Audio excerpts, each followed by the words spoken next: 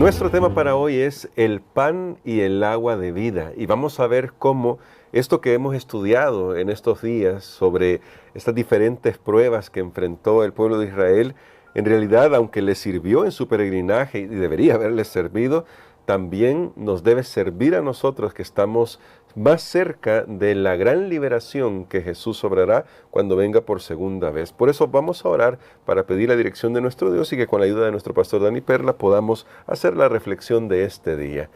Te damos gracias, Padre, porque a medida que estudiamos tu palabra, no podemos dejar de vernos reflejados en el pueblo de Israel y reconocer que muchas veces hemos actuado con murmuración, que muchas veces hemos hecho las cosas con un corazón que no ha sido del todo fiel a ti, pero te pedimos, ayúdanos para poder acercarnos a ti con un corazón contrito que te busque con el deseo de hacer tu voluntad. Lo pedimos en el nombre de Jesús. Amén. Amén. Para este día, pastor, vamos a hacer un salto, si podríamos decir así, desde esta historia allá en el desierto de Sinaí, o en el desierto, para concentrarnos en algo que luego el apóstol Pablo va a retomar mucho tiempo después, pero para quien la historia de Israel era tan vigente y tan importante porque le decía algo a su audiencia y debería decirnos algo también a nosotros. Y me gustaría, pastor, que podamos ir a 1 Corintios, en esta primera carta que Pablo está escribiendo a los cristianos ahí en Corinto. Pablo va a decir algo, algunas cosas, entre varias cosas, que espero nos puedan servir a nosotros. En el capítulo 10, Pablo está narrando un poco la historia de lo que está sucediendo, tanto que habla sobre el cruce del Mar Rojo. Nuestro pastor lo destacaba esta semana, el cruce del Mar Rojo, el estar bajo la nube, los elementos que ya hemos estudiado, el agua, cómo corrió de la peña. Pero me gustaría, pastor, primero, antes de tocar esos otros textos, ir hasta el verso 11 del capítulo 10 de 1 Corintios, que dice así: y estas cosas les acontecieron como ejemplo, y están escritas para amonestarnos a nosotros, a quienes han alcanzado los fines de los siglos.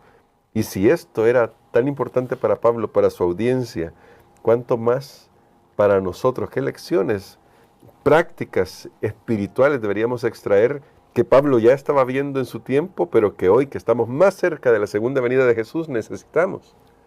Totalmente, creo que ahora nosotros también vamos a entrar ya no a una tierra como la conocemos ahora, sino a lo que se ha llamado la Canaán celestial. Amén. La Canaán celestial. Esperamos, dicen las Escrituras, una ciudad cuyo arquitecto y constructor es Dios. Amén. Esa es realmente nuestra fe. Esa es la promesa que Dios nos ha hecho y es nuestra esperanza. Pero sucede que en ese camino que vamos hacia la Canaán celestial, tenemos los mismos retos y desafíos que el pueblo de Israel experimentó en su camino hacia la Canaán terrenal. Sí. Y parece que la naturaleza humana no ha cambiado. Y precisamente por eso es que este consejo del apóstol Pablo es tan vigente para nosotros ahora, porque aunque ya pasaron muchos siglos, aunque ahora el ambiente es diferente de lo que era el ambiente físico en esa época, pero todavía esto nos sirve a nosotros porque las cosas se repiten. Y yo decía esta semana que lastimosamente a veces nosotros no aprendemos de la historia. No aprendemos de la historia. Toda esta historia sagrada tiene aplicaciones para nosotros tan reales. Por ejemplo, comencemos a ver. Pablo dice en el versículo 4, leamos el versículo 4. Y todos bebieron la misma bebida espiritual porque bebían de la roca espiritual que los seguía, y la roca era Cristo. Muy bien, la roca era Cristo. Noten lo que dice el apóstol Pablo. Esa roca que fue golpeada, esa roca que de su interior surgió agua viva para que las personas pudieran tomar y pudieran saciar su sed. Esa roca es Cristo. Entonces, cada una de las situaciones que a ellos les acontecieron al final nosotros encontramos cómo la mano de Dios está dirigiendo y aquellas cosas que parecen imposibles, que parecen difíciles, Dios se encarga de tornarlas de una manera diferente. Por ejemplo, esta semana estudiamos de aquella fuente de agua donde llegaron, pero las aguas eran amargas. Eran amargas. ¿Cuántos de nosotros no hemos experimentado situaciones en la vida que son amargas? Pero ¿cuál fue la solución? La solución fue depositar un árbol, depositar algo que venía de la misma naturaleza. Y es interesante, cuando la vida se llena de problemas, de amarguras, de resentimiento, ¿sabe que ese árbol también podemos verlo de esta manera? Representa el sacrificio que Jesús ha hecho por nosotros. Yo no quiero ser tan alegórico, claro, hermano Gerson, pero hay algunas aplicaciones que podemos hacer para nuestra vida hoy. Y así como Pablo, claro, iluminado por el Espíritu Santo, él dijo, esa roca era Cristo, pero ese árbol, ¿qué tal que puede representar también el sacrificio de Cristo Jesús, quien murió en un madero, quien murió en la cruz del Calvario? Entonces, mire, ¿qué enseñanza me está dando Dios ahí?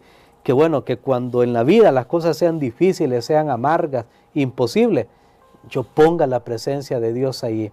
Permita que Jesús entre en mi vida, permita que Jesús lo permee todo. Y entonces allí yo encuentro que va a cambiar, tal vez la circunstancia no va a cambiar, pero va a cambiar el sabor, va a cambiar la interpretación, cómo yo veo las cosas de esta vida. Por eso Pablo dice, todas estas cosas les acontecieron como ejemplo y están escritas para amonestarnos a nosotros. Yo siempre he pensado que la Biblia era más para nosotros que para ellos. Sí. Que para ellos. ¿Por qué? Porque ahora se ha multiplicado realmente la maldad, ya de tantos años que Satanás ha tentado al ser humano, la expansión que hay ahora del conocimiento y todo eso, tristemente se está usando para el mal.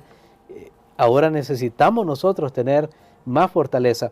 De hecho, Jesús mismo, cuando Él estuvo en esta tierra, Él utilizó estas mismas experiencias para enfrentar a Satanás en el desierto y usó las palabras de Dios para repeler el ataque del enemigo. Jesús nos estaba poniendo a nosotros el ejemplo de que así como Él usó estas experiencias en el sentido donde Israel fracasó, Él hizo lo correcto. Si nosotros hacemos lo mismo, vamos también a obtener la victoria. Y me gustaría, pastor, para nuestra reflexión de hoy y terminar con este pensamiento, ir un poco en esa dirección que usted estaba destacando. El Señor Jesús toma estas experiencias para poder derrotar al enemigo, pero también toma estas experiencias para hacer lo que el propio apóstol Pablo hace, que es identificarse como la real bendición del pueblo de Dios. Y eso me recuerda cuando habla con la mujer junto al pozo, y luego cuando habla con los judíos sobre el maná, y a la mujer le dice, yo soy el agua de vida, es decir, el que bebe del agua que yo doy no va a tener sed. Y a los hombres les dice, Moisés no les dio, quiero decir, el maná, sino Dios, y yo soy el pan que ha descendido del cielo. ¿Por qué esto es tan importante para nosotros ahora que identifiquemos en todas estas experiencias a Jesús, como lo está haciendo Pablo acá, y cómo esto nos va a decir a nosotros que lo que usted ya estaba destacando, solo Jesús puede satisfacer lo que nosotros no podemos? Jesús mismo, Él que estuvo allí, porque Pablo dice, la roca era Cristo y el agua es Cristo. Él estuvo presente, por supuesto, antes de la encarnación. Claro. Él era el que dirigía al pueblo de Israel. Recordemos que Jesús no fue solamente un ser humano, Él ya existía antes de ser un ser humano, Él existía aún desde toda la eternidad. Y es bien importante siempre que nosotros enfaticemos eso, porque Jesús tiene todas las cualidades divinas, amén, todas las cualidades de Dios en su ser. Entonces, por eso es que Él permitió que el pueblo de Israel avanzara en estas experiencias, fuera adiestrado, entrenado, porque necesitaba Dios desarraigar del pueblo de Israel esas todavía prácticas, costumbres, mañas, llamémosle ahora, que había quedado en ellos al salir de Egipto, no se habían limpiado totalmente, aunque simbólicamente Pablo dice, fueron bautizados en el mar, pero ahí está, todavía ellos conservaban cosas que no eran correctas, y por eso es que todo esto, Dios mismo estaba presente. Años más tarde, cuando Jesús viene a esta tierra, Él toma todos esos elementos del agua, del maná, y Él dice, es que yo soy al final el cumplimiento de todo esto. Lo que ustedes buscan como seres humanos no lo van a encontrar en sí, en las cosas, sí. Porque una persona puede tener comida, y Jesús se lo dijo ahí en San Juan 6 a los judíos, le dijo, sí, comieron el maná, cayó del cielo, no era cualquier tipo de pan de una panadería buena, no, era del cielo, pero aún así murieron. Sí. También tomaron esa agua, pero murieron. Pero si, le dijo a la samaritana, pero si bebes del agua que yo te daré, ya no vas a tener sed. Allá en San Juan 6 le dice a los judíos, yo soy el maná que descendió del cielo, y les habló de la vida eterna, de la vida eterna. Entonces, aquí tenemos nosotros, yo creo que es la gran lección que engloba todo esto, y es que el único que puede satisfacer las necesidades del alma, solamente es Cristo Jesús. La única manera como vamos a encontrar sentido en esta vida, propósito en esta vida, es cuando ponemos a Cristo Jesús allí. Porque así como tan básico es para el ser humano comer y tomar agua, tener una bebida, bueno, así de importante es Jesús en nuestra vida. Tenemos que saber que si no tenemos a Jesús, es igual como que una persona no tenga agua y no tenga comida. Simplemente esa persona va a comenzar a morir, morir, no a morir ahorita, inmediatamente, no comió un tiempo, no, pero va a morir paulatinamente, y si no recibe agua ni comida, va a morir. Esa es la gran lección. Si Jesús no está con nosotros, no está en nosotros, si no tenemos a Jesús en nuestra vida, vamos a morir. Pero no solo la muerte física, sino que vamos a morir la segunda muerte, la muerte eterna.